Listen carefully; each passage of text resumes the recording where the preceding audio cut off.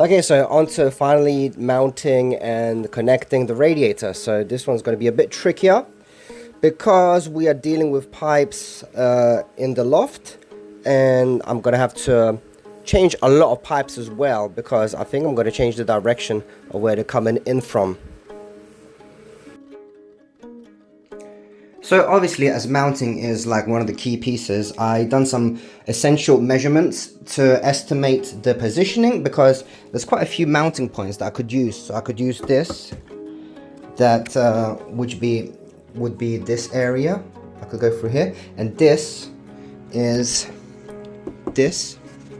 So I think what I will start with is a hole here to get the bottom left corner, and then after that I can do another one on this side, because they will both go in there, and then up above around here into here, and the last one can go into the plasterboard because previously I had this and I don't want it there anymore like that, so I'm going to remove that. But yeah, let's just because that's going to have to be tidied up, and we're going to get rid of these pipes because that's the pipes that are supplying the radiator at the moment. But I don't want them there because this area has become very nice and useful for storage, so I can actually free this area up and put them in the back now where the power shower pipes were. So let's make some holes, and I'm going very slowly. I'm starting from like 2 millimeters, going up to 3, 4, 5, 6, 8, 9, 10. So I'm doing it very, very tiny increments because this is tiles we're talking about, and if you go straight for like a 10 mil, obviously I don't need 10 mil, but you get the idea, it would crack the tiles. So I'm being very, very slow and careful, and actually dipping the drill bit into water to cool it down because tiles generate so much heat when drilling into them. So being very careful, got my measurements, the perfect positioning, and I shifted it to the left so it's closer to the wall. So I was just thinking, I have this upside down currently just for fitting purposes and estimation of the points. I was thinking, what if I just put the valves up here and have the copper pipes go straight up? I think that would be much neater and tidier. Would actually make my job much easier regarding all these pipes because I can get rid of them. And I wouldn't have to go back here, drill through the what's it called, the tiles, and I wouldn't have to go all around and back. That'd be much easier. I think I'm gonna do that. Regarding gravity and stuff, I think it's the same principle, isn't it? It'll still come down, the water. I mean, for fuck's sake, I mean the water goes down and then back up, so it doesn't really matter like that. Yeah, I think I'll do that. So I had a chat with my friend Chris, seeing if there would be any issues with that. Now he said no, and his father said no, I think, because I think they're involved in plumbing.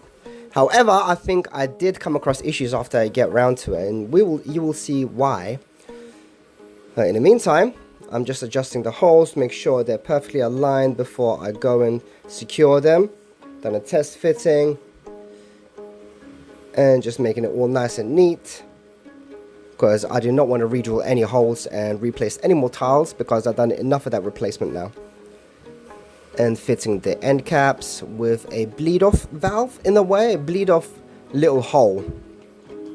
So let's actually make the pipes, and with the correct angles, the right angles, because they're going to go straight up as I mentioned. And let's do a bit of soldering because I ain't doing any compression fittings in this area, just going to have the compression fittings up in the loft. I think I'm going to have 2 on each side. But after learning about soldering a bit, actually I really quite enjoy soldering pipes now for some reason. Quite satisfying. Oh god, that floor is such a mess. I'm gonna get to the decking in front one day, but still one step at a time.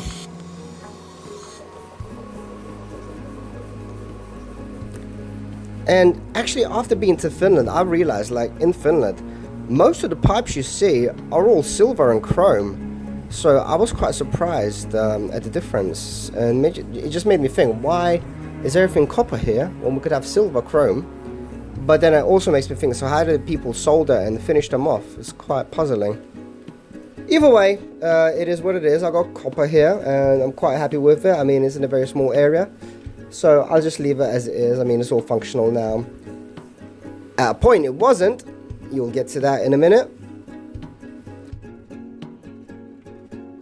Looks like the hole goes here and here. I can drill through it, it's okay.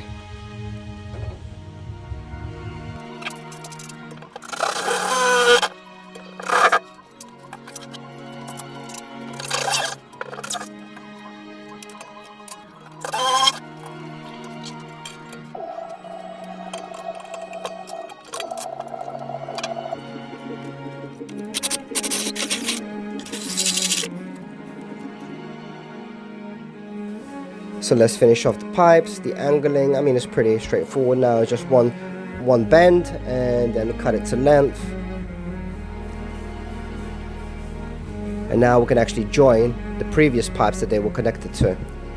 Gonna have a little shift and a tiny bend here. I mean, the loft is a mess as it is, so I'm not gonna bother with perfecting now until we actually start doing the loft, and then I can reorganize things however they need to be.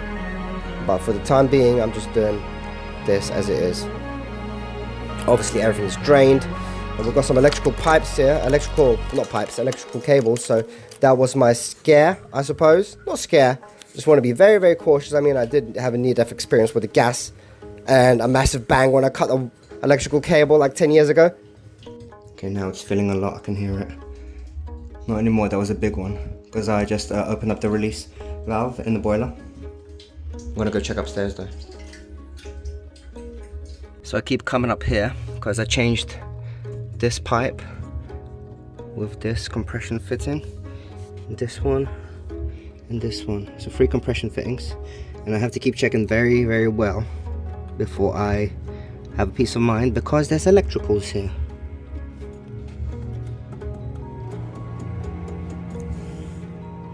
Not a single drip, which is good. Ah, I can feel that heat. There's some hot water straight away.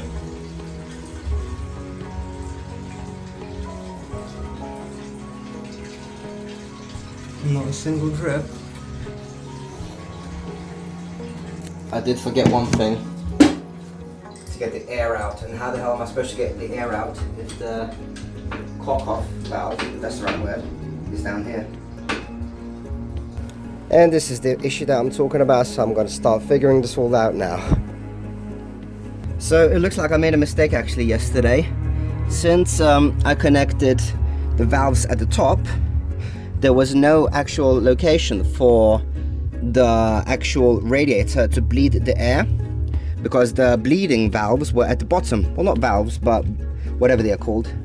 Anyway, I need to install one of these.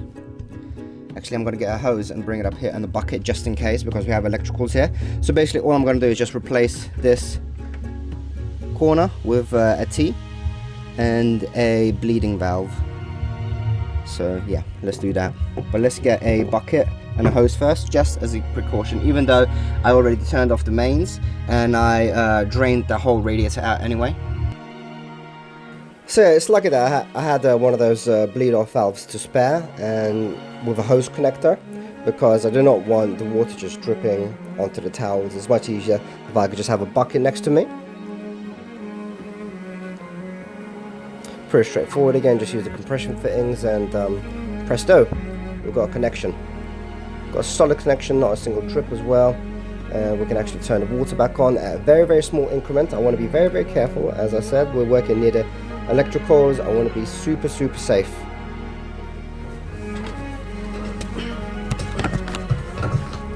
So let's get into that area and we can try to resolve this.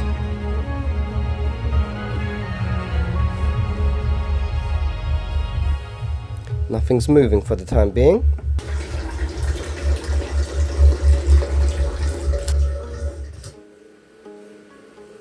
And that is because we have the boiler off at the moment, I believe. So the pump is disengaged. We need to engage the pump by turning the boiler on.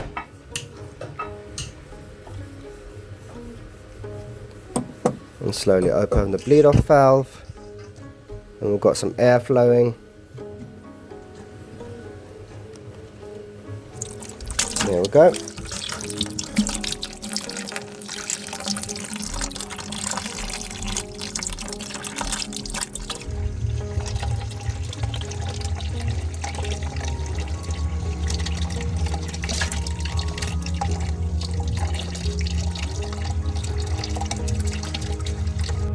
Another way to see if we got air in the system is by putting the hose to put it under water to see if any air comes out.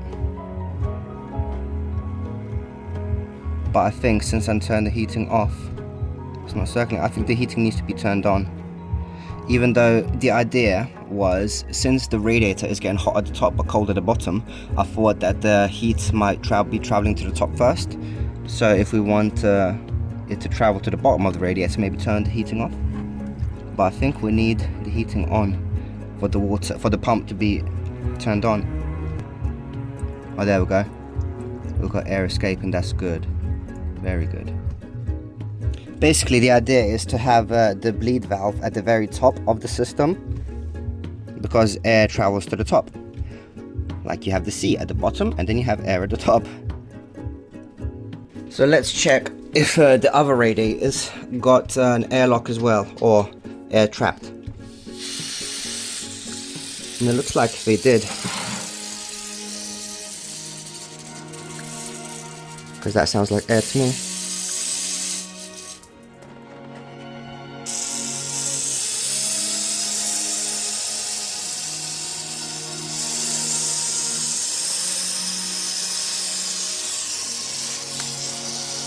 Yeah, that's a lot of air.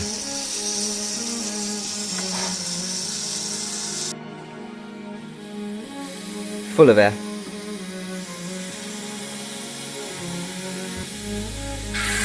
Whoa, spraying in the wrong area. This one looks fine.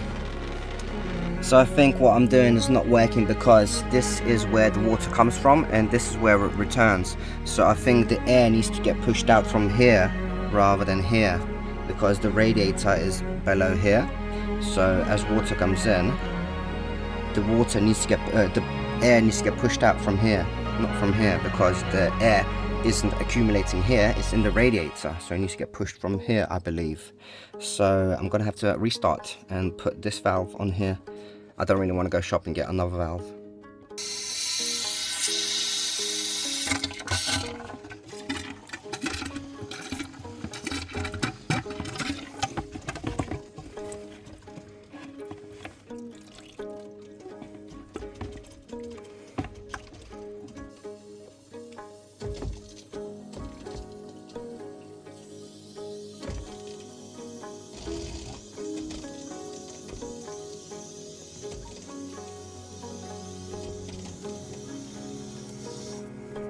That is an instant change. I can feel the hot water down below.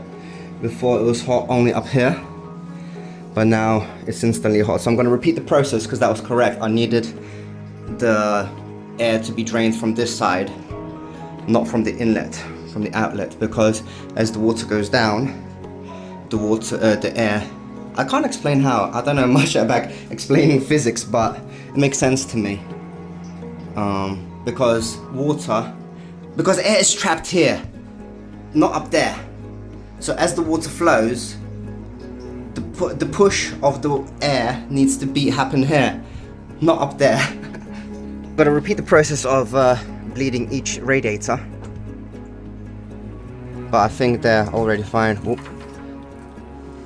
So to help bleed it, I read up that apparently it's better to do it while the water is cold, and because I was just thinking about heat rises, cold settles. So I'm thinking, like, if I want the cold water to remain at the bottom, if I want the water to remain at the bottom and the air go to the top, obviously you have the water cold, right? And then I also opened up the valve of the radiator, the bleed off valve at the very bottom, to hopefully keep the water low and the air be pushed out here. So we've got some bubbles, but because I keep hearing water still dripping into the radiator, and until that is resolved, it is not resolved. I basically need it resolved, get the water to stay hot. The radiator needs to be hot throughout, not just the top, and it needs to not drip, basically, because I'm hearing noise. I think we are done. So, and I put labels on it: hot flow and cold return, so we don't have any issues. Alright, we can finally move away from all that crap, but it's still a good valuable lesson to understand how the water and the pressure, all that air rising stuff works, I suppose. it's good to understand how to bleed them all off. Anyway, moving on from that, I am putting some labels on each pipe so I know what is hot, what is cold, where is return, where is flow, and how to turn the valves on and off, because I like my labels. I don't care what people say.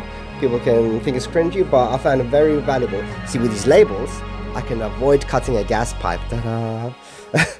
Anyway, let's move on to some electricals. And this is something that I wanted to do for quite a while, since I removed the electrical socket from the wall with the 4 mirrors, which is actually what you can see. You can see one of the mirrors behind me. So that is the wall I'm talking about. There was an electrical socket underneath where the mirrors are at the bottom. I didn't really want it there. Because why didn't I? Well, I wanted one closer to the bathroom, but not inside, because I don't want electricals where there's water in a way. So I thought I'd put it under all these switches so that they're all in one area, and we're working with hardwoods and woods and not conductive surfaces, so everything fits nicely. But I'm doing a lot of back and forth cutting and estimating of depth, because I don't want it too deep and I don't want it sticking out either. So I'm using some bushings because I have quite a few different thicknesses. So I have, like, say 8, 10, 12, 16. I want to get it right. And what I'm grinding off is actually the remainder of the screws that were supporting the radiator on the other side. So they are kind of like permanently there. So and they're like 8mm thick screws, so they're big ones. So I'm just grinding them off, and I'm gonna fill all these imperfections in a minute. But for now, let's just sort out the cable, get it nice and even, because it was a bit messier before.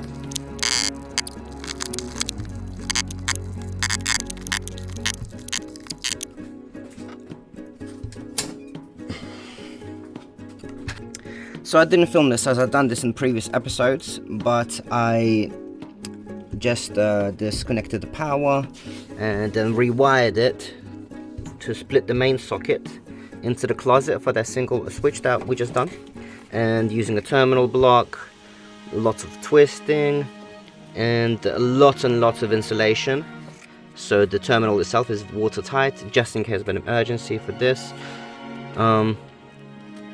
And then I also looped it once for tension reasons, in case it gets tugged by accident. But yeah, that's done.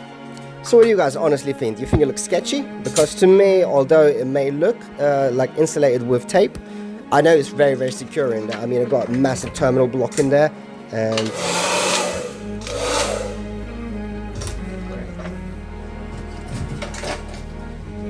so as I don't really have any more filler, well, I do. I have the plasterboard filler, plasterboard plaster, but I just want to touch up a few areas, and I'm just going to use it with the remaining waterproof fixed grout, because it's basically a filler. So yeah, more sketchiness from me with the grout filler. Say what you want, it works, it does the job correctly. Besides, we're going to have paint on top of it that's going to make everything seamless.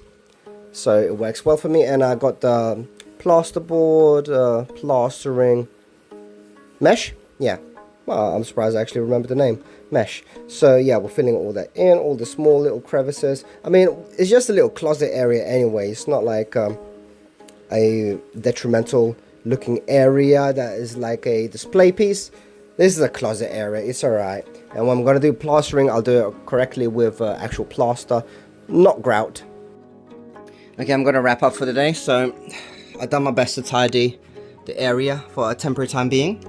So sanded this down, filled this in, filled in those holes, filled in that hole. I left this one because there's a cable here. Filled in these holes. I'm going to do that another time because I want to do that from the loft. I need to place some wooden piece above first, and then I might use some silicone because we've got some moving cables there. Well, not moving, but they may move. And yeah, so we filled it in. I'm going to give it another lick of paint because we put this in. And yeah, I want to paint over this areas like any scruffs.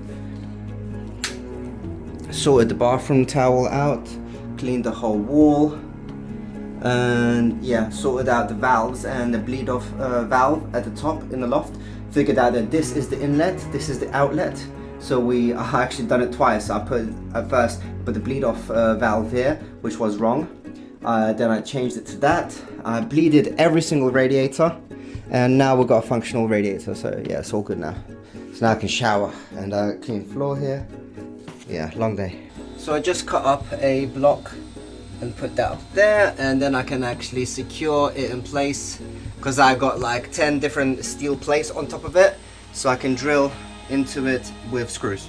And in the next episode, guys, we're going to be cleaning everything up. We're going to be painting it, and we're going to be painting a bit of the bathtub itself, because remember, we had to fill in those holes where the previous tap was, and it's going to be quite interesting how we actually do this. We're going to use some spray cans. So I had these steel plates sitting on top of this wooden block. And it's all secured. I can plaster it with my grout. And we're going to be using some protective material to actually protect any areas that we shouldn't get the paint on. So that's going to be quite a fun and satisfying episode, because it's going to be making everything come together and make it look clean, and we can move on from the bathroom and the plumbing, because that was a whole load of a trip for me. With the gas, replacing the 2 radiators, redoing the tap from the nightmare power shower. God, that was a mess. Guys, thanks for watching if you made it this far, because that was a long one. Peace, till next time.